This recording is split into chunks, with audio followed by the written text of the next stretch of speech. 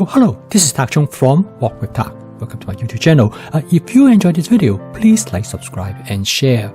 Feel free to write to me at walkwithtak@gmail.com if you have any question regarding to this video or any other videos that I've posted in the past.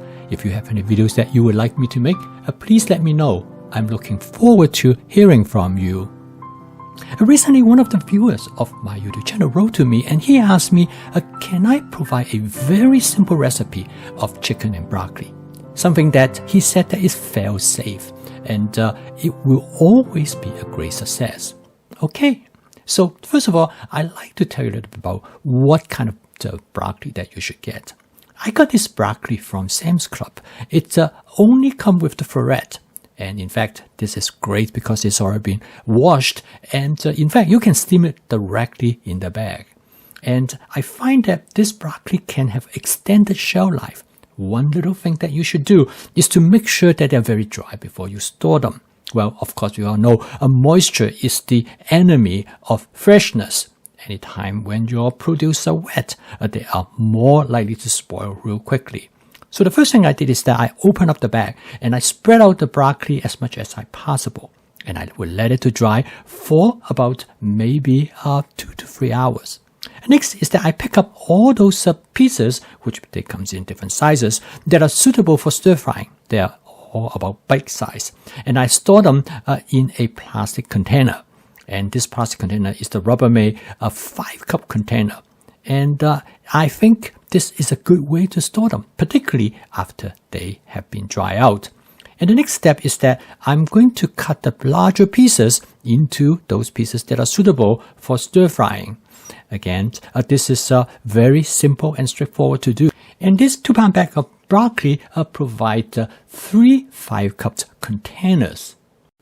There are many different ways to stir fry broccoli, and I think probably the most reliable way to cook broccoli is to blanch them. Now, blanching the broccoli has definitely some distinct advantage because you can control the doneness of the broccoli. And by boiling them in water, it usually takes only about 2 to 3 minutes.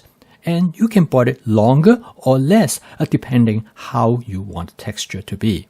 Now, of course, there's some disadvantage of boiling them because when you boil them, you tend to lose some of the nutritional value associated with the broccoli. But on the other hand, the convenience definitely make it worthwhile. Now, after you boil it into the texture that you want, then you will transfer it to a bowl of cold water.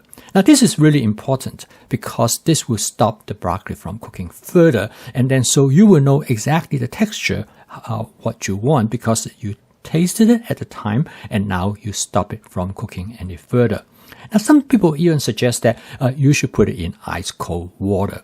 And one thing you do notice that when you do this, it retains the brilliant green color of the broccoli, which is very delightful to look at. For the chicken, it is simple for me because I always have some chicken prep in advance. They are in freezer such a way. In the portion that I want, I'm usually able to thaw them out in about 10 minutes. Then I am ready to cook. After I thaw out the chicken, I'm going to coat the chicken with about 2 tablespoons of my basic seasoning mix. This will give the chicken a nice umami flavor. And then I add 1 teaspoon of sugar. This will cause the chicken to caramelize. This is followed by 1 tablespoon of cornstarch. I have tried different methods for stir-fry chicken, and this method is probably one of my favorite. In fact, my wife liked this method much better than any other way that I would stir-fry chicken. After mixing in with everything, okay, we are ready to cook. This dish is extremely simple, and I'm going to cook this in my Cuisinart 14-inch stainless steel wok, and I'm going to use about 2 tablespoons of canola oil to get started. And then I'm going to spot season the wok using my spot seasoning method to create a non-stick cook surface. If you are not familiar with this method, you can take a look at my other videos. I'm going to use a method that I refer to as shallow frying. This method is great because it creates really wonderful flavor for the chicken. The method is very similar to deep frying. The difference is that you fry the chicken on one side at a time and then you turn it over to fry the other side. The cornstarch will give chicken a breading which is nice and crispy.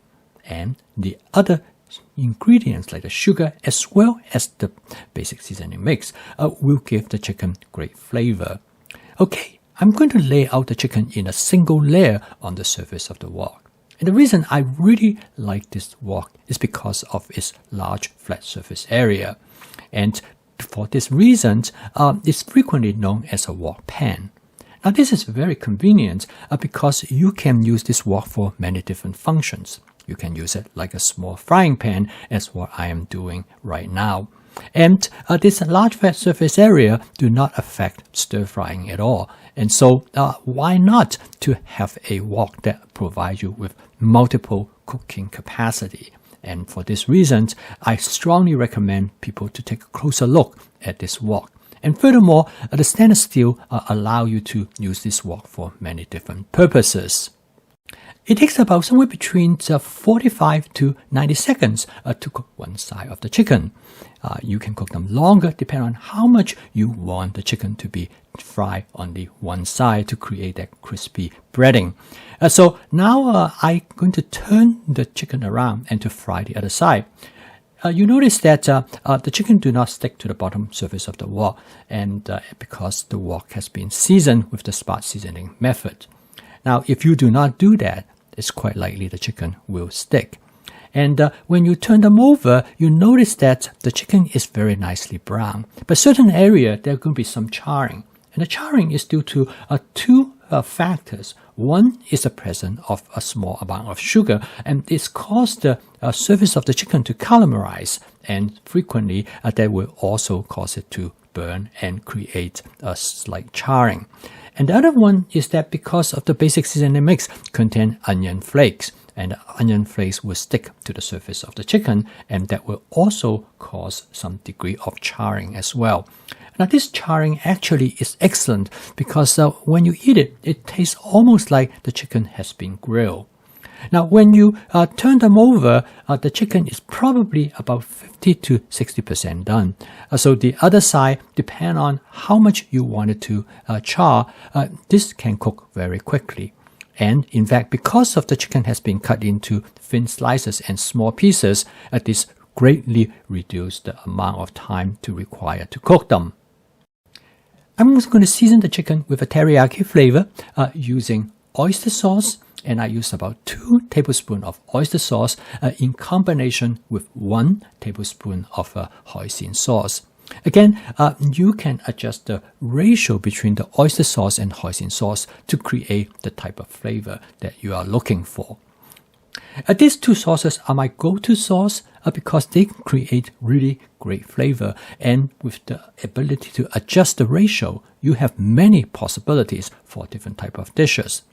Next, I want to create a light sauce, and for that, I'm going to put a small amount of water. And this actually has 2 functions in addition to create a sauce. One is that it allows me to clean the wok of anything that might have stuck to the bottom. And next, I add the broccoli. Now, make sure you drain all the water from the broccoli so it will not dilute the sauce. And the broccoli, since it's already been blanched, so you really do not need too much time to cook it. And after doing a quick taste test, I decided I would like to add a little bit more oyster sauce. This is reasonable because after you add the broccoli, it would dilute the flavor of the chicken, so you probably will need more sauce. And my practice is that I always add the minimum amount of sauce that I think I will need because I can always add more instead of it is difficult for me to remove them if I add too much. This dish is almost guaranteed will turn out well because you already know the flavor of the broccoli and you know the flavor of the chicken. Now you combine them together, you only spend a very small amount of time to cook it further. So it's unlikely for you to overcook or undercook any of the ingredients. A sauce is an important part of stir frying. However, you can vary the level of sauce. You can create more or less. For this particular occasion, I actually create more sauce for this dish.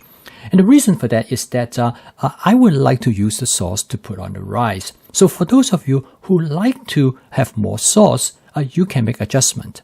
And if the sauce is too thin for you, you can always thicken it with some addition of cornstarch. So as you can see, this dish is extremely easy to cook. If you already have the broccoli prep and have the chicken ready to go, you can cook this dish in less than 10 minutes. And from start to finish, you will be able to put a meal on the table in about 15 to 20 minutes. And this is the benefit of the fast cooking system when you combine advanced prepping, stir frying, and tempeh-based cooking. This will allow you to cook with practicality, efficiency, and creativity.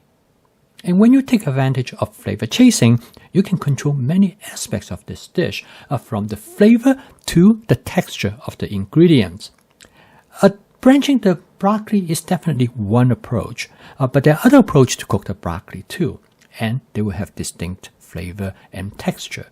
Cooking is really all about possibilities, about different approach that you can take, and sometimes small changes can lead to significant difference. And for one person, it might be the very best dish, but for others, might not be so. So it is worthwhile to experiment with different approach. I post a video each day to help you to make home cooking as part of your daily routine using my fast cooking system, so that your home cooking can be practical, efficient, creative, and fun, and you can put a meal on the table in less than 20 minutes using all fresh ingredients from scratch. So if you'd like to learn more about my fast cooking system, please subscribe to this YouTube channel. So keep on cooking, and I will see you tomorrow.